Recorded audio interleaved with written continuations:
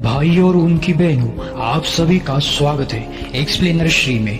Nice view एक कहानी है 20 साल के जिन की, जो कि अपने जज्बे से, मेहनत से और आत्मविश्वास से रोडपति से करोड़पति बन गया। कहानी की शुरुआत में जिन को दिखाया जाता है जो डॉक्टर के पास होता है। जिन की एक छोटी बहन भी है जिसे हार्ट की प्रॉब्लम है और डॉक्टर उससे बताता है कि जल्दी उसका ऑपरेशन नहीं किया गया तो उसकी मृत्यु हो जाएगी। दरअसल जिन की मॉम को भी यही बीमारी थी, जिसकी वजह से उसकी मॉम की मृत्यु हो गई। उसके पिता उसे छोड़कर चले गए और वही अब अपनी छोटी बहन का गार्डन है। जिन की एक छोटी सी मोबाइल रिपेयरिंग की शॉप है और यही से उसकी गुजर बसर होती है। एक दिन जिन का दोस्त, जो कि वेयर हाउस में काम करता है, जिन को अपने वेयर हाउस में बुलाता है, जहां वो एक कपड़े को हटाकर उसे बॉक्सेस का एक पहाड़ दिखाता है। वो बताता है कि इनके अंदर सेकंड हैंड मोबाइल है। जो इस कंपनी का वेयर हाउस का ओनर था, उसे जेल हो गई है, इसीलिए अब इस पर किसी का अधिकार नहीं है। अगर तुम चाहते हो कि मैं तुम्हें ये सारे के सारे मोबाइल्स दे दूं, तो इसके बदले में मुझे 1 लाख रुपए देने होंगे। जिन के पास 1 लाख रुपए नहीं है, लेकिन वो ये भी चाहता है कि वो इन मोबाइल्स को खरीद ले, जिनमें माइनर सी प्रॉब्लम है, ताकि इन सभी को रिपेयर करके वो अच्छे खासे पैसे कमा सके और अपनी छोटी बहन का ऑपरेशन करवा सके। और वो सारे मोबाइल्स तो नहीं, लेकिन 1-2 मोबाइल लेकर घर वापस आता है। वह एक मोबाइल को रात भर ठीक करता है और फाइनल इसे ठीक करने में कामयाब हो जाता है।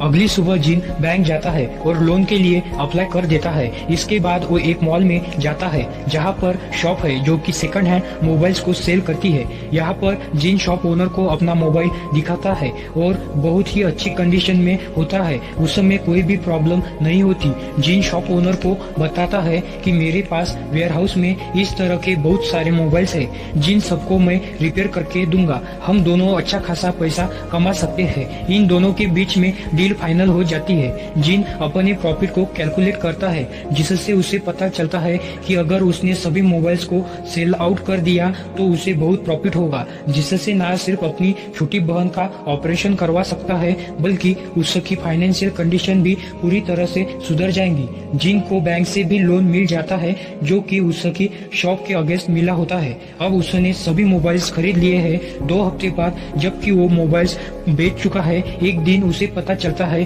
कि गवर्नमेंट ने नया रूल निकाला है कि कोई भी सेकंड हैंड मोबाइल्स को नहीं बेचेगा। वो शॉप ओनर उसके मोबाइल्स लेने से मना कर देता है, क्योंकि गवर्नमेंट का रूल है। जिन पूरी तरह से फंस चुका है, क्योंकि उसके पास जितने भी फोन्स है, ना उन्हें वो किसी को बेच सकता है, ना ही कोई खरीदेगा, क्योंकि यह सब अब इलीगल हो चुका है। अब जिन उसी कंपनी में जाता है जिस कंपनी के फोन्स उसके पास है। वो कंपनी के मैनेजर से मिलता है और कहता है कि मुझे पता है कि सेकंड हैंड मोबाइल्स को बेचना, खरीदना इलीगल हो चुका है, लेकिन मेरे पास तुम्हारी कंपनी के हजारों फोन्स है, जिनके पार्ट्स निकालकर हम दूसरी कंट्री में सेल आउट कर सकते हैं, जिससे हमें बहुत फायदा होगा। मैनेजर कहता है कि ऐसा फर्स्ट बैंक से लिया। और जिन उसी कंपनी के ओनर के पास जाता है, ओनर से बात करना चाहता है, लेकिन उन्हें ट्रेन पकड़नी होती है, इसीलिए उन्होंने लेट हो रहा होता है और जिन से बात किए बिना वहां से चले जाते हैं। जिन का वो भी उनका पीछा करता है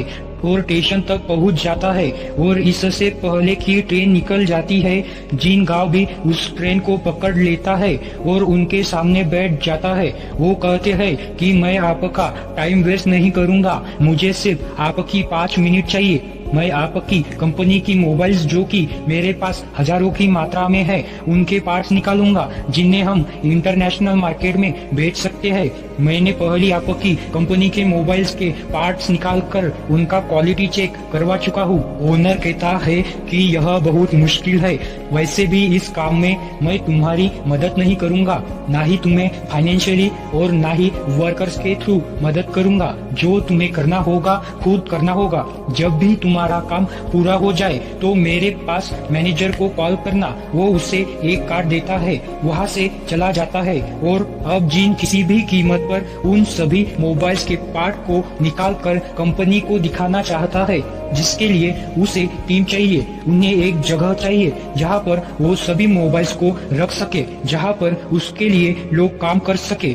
लेकिन सबसे बड़ी प्रॉब्लम ये होती है कि उसके पास बिल्कुल भी पैसे नहीं बचे। साथ ही अब जो उसकी दुकान थी जिसके अगेंस्ट उसने बैंक से लोन लिया था वह भी उससे छीन जाती है, क्योंकि वो लोन नहीं चुका पाया।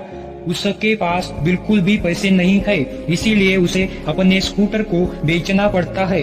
उसे पैसों की जरूरत है, इसीलिए वो अपने दोस्तों के पास जाता है जो एक फैक्ट्री में काम करता है। जिन उसके पैर पकड़ लेता है और कहता है कि मुझे काम की जरूरत है। उसका दोस्त उसे विंडो क्लीनिंग के काम में लगा देता है, यानी कि उसे हवा में लटक कर विंडो को साफ करना होगा।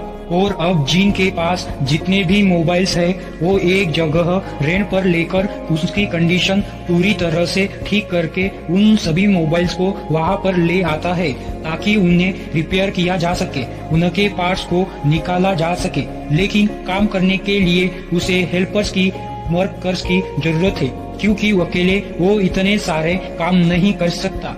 सैलरी देने के लिए उसके पास पैसे नहीं है, इसीलिए वो तय करता है कि वो ऐसे लोगों को ढूंढेगा जिनके पास काम नहीं है, जिनके पास पैसे नहीं है और जो इसी इंडस्ट्री में पहले काम कर चुके हैं। इसीलिए एक लेडी से मिलता है जो पहले एक इलेक्ट्रॉनिक्स की कंपनी में काम किया करती थी, लेकिन कंपनी में एक्सीडेंट की वजह से उसके सुनने की शक्ति चली गई, जिसके बाद उसे कंपनी से निकाल दिया गया और अब वो छोटे मोटे काम करती है। जिन पूरी सच्चाई से उसे अपना पूरा प्लान बताता है और कहता है कि हम मिलकर काम कर सकते हैं और आगे बढ़ सकते हैं। वो लेडी उसका साथ देने के लिए तैयार हो जाती है। इसके बाद वो एक दूसरे आदमी के पास जाता है जो कि कंपनी का मैनेजर हुआ करता था, लेकिन वह एक अच्छा फाइटर भी था। और एक दिन फाइटिंग के दौरान दूसरे फाइटर की मौत हो गई, जिस वजह से उसे जेल हो गई। उसकी नौकरी छूट गई और वह जेल से तो बाहर आ चुका है, लेकिन उसे पास काम नहीं है। जिन उसे भी अपनी टीम में शामिल कर लेता है। इसके बाद वही गेमर के पास जाता है जो शादी करना चाहता है, लेकिन शादी करने के लिए उसके पास पैसे नहीं है। जिन कहता है कि तुम हमारे साथ काम कर सकते हो। जिन इसी तरह से भाव सारे और भी लोग को अपनी टीम में शामिल कर लेता है जो भी अपनी इंडस्ट्री में प्रोफेशनल थे, लेकिन अब रिटायर हो चुके हैं। इस तरह से जिन अपनी पूरी टीम बना लेता है और अब सब मिलकर दिन रात मेहनत करके काम करना शुरू कर देते हैं। ये अपनी कंपनी का नाम रखते हैं नाइस व्यू, लेकिन जिन को ज्यादा मेहनत करनी पड़ती है क्योंकि उसकी बहन की तबीयत ठीक नहीं है, ना ही उसके पास अर्निंग का कोई सोर्स है। इसीलिए दिन में विंडो क्लीनिंग का काम करता है और रात को मोबाइल्स के पार्ट्स निकालता है। और एक दिन उस गेमर की जो शादी करना चाहता था उसके लड़की मिल जाती है। जिन अपनी बहन के साथ उसकी शादी में जाता है और जब वो शादी से अपने घर वापस आता है तो उसके ओनर ने लिखा होता है कि तुमने 3 महीने से किराया नहीं दिया, जब तक तुम किराया नहीं दोगे तुम्हें घर के अंदर एंट्री नहीं मिलेगी। रात को जिन गांव को कुछ समझ नहीं आता कि उसे कहाँ जाना चाहिए, इसीलिए वो अपनी बहन को लेकर फैक्ट्री में आ जाता है जहाँ पर वो बॉक्सेस को लेकर अपने बहन के लिए घर बना देता है, क्योंकि उसकी बहन की तबीयत ठीक नहीं है और वो इसे इन हालातों में रख रहा है। लेकिन उसके पास कोई ऑप्शन नहीं होता, क्योंकि किसी भी तरह से अपने काम को पूरा करके पैसे कमाना चाहता है ताकि वो अपनी बहन का इलाज करवा सके। इसी तरह से कई दिन बीत जाते हैं और एक दिन वो जगह जहाँ पर इन्होंने अपनी फैक्ट्री कंपनी बनाई होती है उस जगह का ओनर कहता है कि तुमने पिछले कई महीनों से रेंट नहीं दिया है। 1 हफ्ते में अगर तुमने रेंट नहीं दिया तो तुम्हें इस फैक्ट्री को, इस जगह को खाली करना होगा। जिन गांव से के सभी रास्ते बंद हो चुके हैं, इसीलिए वो उस कंपनी के मैनेजर के पास जाता है जिस कंपनी के लिए वो पार्ट्स को निकाल रहा है और कहता है कि मुझे पैसों की जरूरत है। मैनेजर कहता है हम तुम्हें पैसे नहीं दे सकते, हमारे बॉस ने तुमसे ये डील नहीं की थी। जिन का हौसला एक बार फिर से हताश होकर अपने लोगों के पास जाता है जो उसकी कंपनी में उसके साथ काम करते हैं। वो कहता है कि आज तक मैंने तुम्हें एक भी पैसा नहीं दिया, मुझे नहीं पता कि मैं तुम्हें पैसे दे पाऊंगा या भी नहीं, क्योंकि मेरे पास खुद पैसे नहीं है। बस एक सपना है, आगे बढ़ने की चाह है, जज्बा है, और अब हमें इस फैक्ट्री को अपनी कंपनी की जगह को भी खाली करना होगा। उसके साथ ही उसका साथ देते हैं और सारा सामान यहाँ से अपने अपने घर ले जाते हैं और अब सब अपने घर से ही काम करना शुरू कर देते हैं। लेकिन जिनके पास कोई भी घर नहीं है वो तो अपनी बहन के साथ अपनी कंपनी यानी कि फैक्ट्री में का सोया करता था, जो जगह अब इनसे छीन चुकी है। इसीलिए एक नर्सिंग होम में रहना शुरू कर देता है, जहां दिन में तो वो विंडो यानी कि ग्लासेस को क्लीन करने का काम करता है और रात में मोबाइल्स पर काम करता है। उसे नहीं पता कि अच्छे से सोना क्या होता है। 2 हफ्ते और बीत जाते हैं और इनके पास लगभग जितने भी फोन्स हैं उन सभी को ये अच्छे अच्छे जो स्पेयर पार्ट्स होते हैं वो निकाल लेते हैं और अब उन सभी पार्ट्स को कंपनी में क्वालिटी चेक के लिए भेज दिया जाता है। कुछ दिनों बाद इन सभी को बुलाया जाता है। ये सब कंपनी के ओनर के ऑफिस में जाते हैं, जहां पर कंपनी का ओनर इन सबको बताता है कि तुमने बहुत अच्छा काम किया, तुमने जो भी पार्ट्स निकाले हैं उन्हें क्वालिटी चेक के लिए भेजा गया और वो सब के सब पार्ट्स पास हो गए। इसीलिए तुम्हें 2 साल का कॉन्ट्रैक्ट देना चाहता हूँ। यह सुनकर जिनको और उसके जितने भी साथी थे उन सभी के सभी बहुत खुश हो जाते हैं, क्योंकि जिनके पास यही रास्ता था कि वो पैसा कमा सके और अपनी बहन के ऑपरेशन को करवा सके।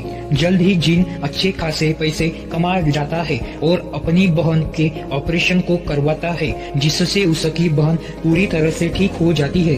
देखते ही देखते 6 साल बीत जाते हैं। 6 साल के बाद दिखाया जाता है कि वो कंपनी जिसका नाम इन्होंने नाइस व्यू रखा था अब वो बहुत बड़ी कंपनी बन चुकी है और उसका सीईओ, जो कि अपने आप में ही एक रिकॉर्ड भी है क्योंकि वो वर्ल्ड का सबसे यंगेस्ट सीईओ बना है, जिन अपने जिंदगी में आगे इसीलिए बढ़ पाया क्योंकि उसके आंखों में सपने थे, उसके अंदर जज्बा था, उसके अंदर एक उम्मीद थी और जिस भी इंसान के अंदर ये सब चीजें होती है उसे कोई नहीं रोक सकता। तो यह थी पूरी कहानी नाइस